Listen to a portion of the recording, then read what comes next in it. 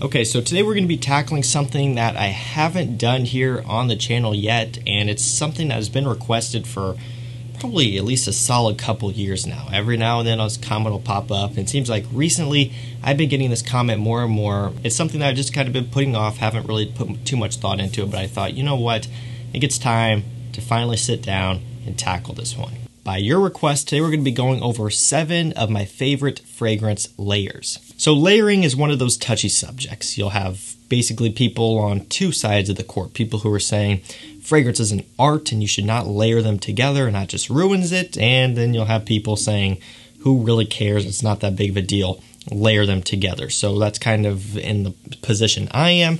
I'm not really too worried about it. If it's something that you're not into, that's fine. Skip this video, watch any of my other 700 plus videos. But I wanted to do this one because there is a lot of interest in this. People are curious about layering. And it's also something that I've talked about doing before on the channel as well. I have a few popular fragrance layers that I do, and I'm open about that. I've told you guys about it before, and usually when I mention it is when a lot of people kind of want to see some other layers that I do. And to be honest with you, I haven't done all that many, so the main reason why I was putting this off, so I started experimenting. I'm like, okay, you guys want to see this?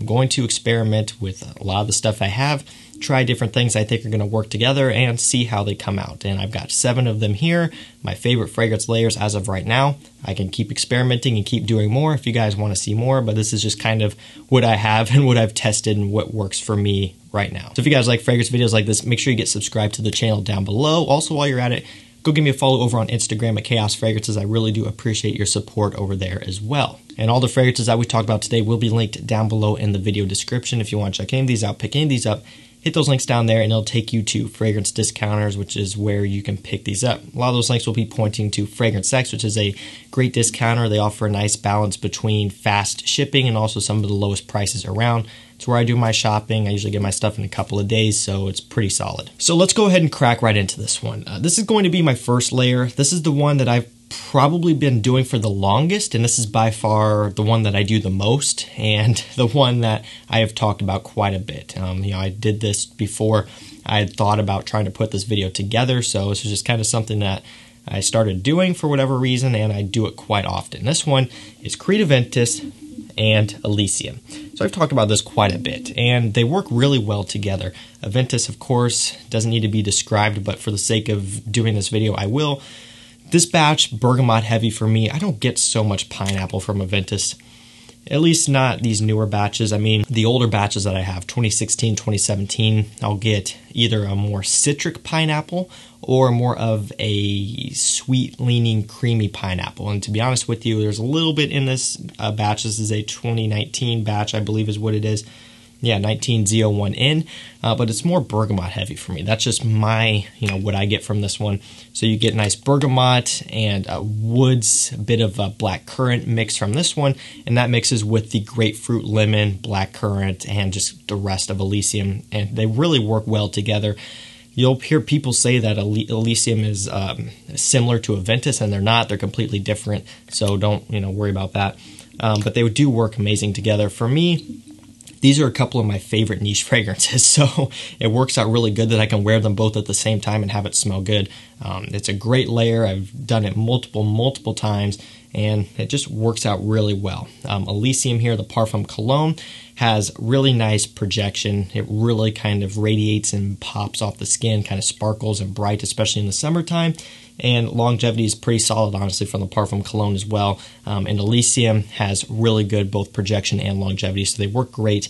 If you want something that's going to be longer lasting on the Elysium side, just spring the money for the Parfum version, which I also have, I think, 2 bottles of that one, and I'll kind of interchange them out. Sometimes I'll do all 3 if I'm really trying to feel extra that night, but this is a great layer right here. If you have these both and you haven't tried this, give it a shot. So up next we have Chanel Allure Homme Sport, not Eau Extreme, just the original Allure Homme Sport, and Ultra Male by Jean Paul Gaultier. So this is quite a bit different. This was something that I did kind of on accident, if I'm remembering correctly here. So this is not one that I've come up with recently either.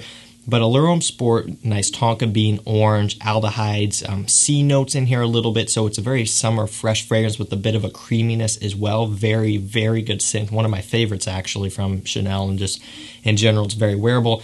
And Ultra Male is one of my favorites from Jean Paul Gaultier, and just one of my favorite Le Male flankers. And I really like it. You get this nice pear, vanilla, cinnamon.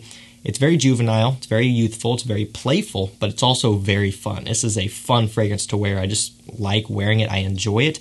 And these two mixed together works out really well. Nice pear mixing with nice orange, nice tonka bean mixing with, I might be tonka bean in here, I don't remember for sure, but definitely mixing with some nice vanilla and some, I believe, cinnamon as well. It's a really, really nice mixture. You have primarily fresh with a little bit of creaminess, mixing with a ton of sweetness. So it's a really good balance. If this is too sweet for you and you want to try something to tame it down, try layering these two together. It's worked for me and it's pretty good. Third layer up, we have two cologne fragrances. We have Givenchy Gentleman Cologne, and we also have Dior Homme Cologne. So these two mixed together just smell great. Dior Homme Cologne is one of my favorites for summertime. I love the scent. Givenchy Gentleman Cologne is one of my favorites as well. I think they did a killer job on that one. So you have this nice muskiness, this nice grapefruit blossom, and bergamot mixing from Dior Homme Cologne, and that combines with the citruses that you get from the Givenchy, and also this nice iris note. So it's very vibrant, very fresh all the way around. Two amazing fragrances, and when you mix them together, they smell out of this world good. Great for those hot summer days. The Givenchy will give it a bit more of a spice, not like spicy, but like just kind of, you know, a bit more of a fun twist, because the Dior is pretty simplistic. This one's got a bit more in here. It's got, I think, petitgrain, which gives it a different twist as well. So if you want to change this one up, if it's a bit too boring for you, throw some of this on there. It's a great layer. Up next, we have Baccarat Rouge 540 right here. And we have another Creed Aventus. So this is the second Aventus layer and the final one. So this one is one that I don't remember why I did it. I think I saw it in the Aventus Lounge or something like that, or a Facebook group. And, you know, people obviously like Baccarat Rouge 540 a lot, and people also like Aventus a lot. I think these are kind of a couple. This one, Aventus, Elysium, and Baccarat Rouge 540 are kind of the three grail niche fragrances, or at least in terms of, you know, I don't know. Actually, I don't want to say that because I don't want to offend people if anyone hates these fragrances, but kind of what I've seen is that these are the kind of three grails, and they were for me too. I mean, it was really something where when I got each of these for the first time, I felt accomplished. It was just something that I had to work for to get to, and I like them all. And Aventus and Baccarat Rouge 540 is a nice layer. You get the Aventus DNA mixing with the nice saffron, this muskiness, the kind of transparent creaminess that you get from Baccarat Rouge 540. It's a nice layer. Very, very beast mode layer, because this fragrance is strong, Aventus is strong, so this one, yeah, you're going to be smelled for sure, so be careful with it, but I like these two together. It's pretty interesting. So up next, this one is one that you could probably figure out pretty easily, but I thought this one was cool. It smells great and it works out really good. We have Chanel Allure Homme Sport Eau Extreme, and we have Versace Pour Homme. So if you guys are aware of Versace Pour Homme, this one is very similar smelling to Chanel Allure Homme Sport. Now, the deal with that is that Chanel Allure Homme Sport, which is what we talked about with Ultra Male, came out in 2004. The Versace came out in 2008, so 4 years apart, and they're very similar. The Versace's a bit more brighter, a bit more effervescent. The Chanel Allure Homme Sport is a bit more creamy, and it has more of that orange. So it's got more neroli, kind of a touch of floralness, but still very bright. So they're different, but they're more similar than different for sure. So what you can do is, instead of just layering Allure Homme Sport with this one, because, you know, they're pretty similar, do the Extreme. The Extreme is going to give you that tonka bean orange creaminess that you don't get from Versace Pour Homme. I love Allure Homme Sport Extreme. It smells great. It's a very high-end, classy smelling fragrance to me. It was when I first smelled it. I'm like, dang, this is like just expensive smelling. And even now, since I own a lot of other stuff that's expensive, it still has just this kind of masculine, kind of trendy, I don't want to say preppy, but just kind of dressed up, just, you know, that's just kind of how it smells to me and what I would imagine it on someone else. Just someone who's well-dressed, having fun, that sort of thing. This is a pretty cool layer here. Definitely try these both out. You get that nice tonka bean orange from here and the nice bright effervescence from the Versace. This is a killer one. Second to last fragrance layer we're going to be talking about is Dior Sauvage, the Eau de Parfum version here, although really it's going to work with either version, EDT, EDP, or Parfum, and Molecule 02. So the deal with this one is that Molecule 02 is based around one molecule, one fragrance note, in this instance, one aroma chemical of ambroxan. And Dior Sauvage is based around basically one aroma chemical of ambroxan.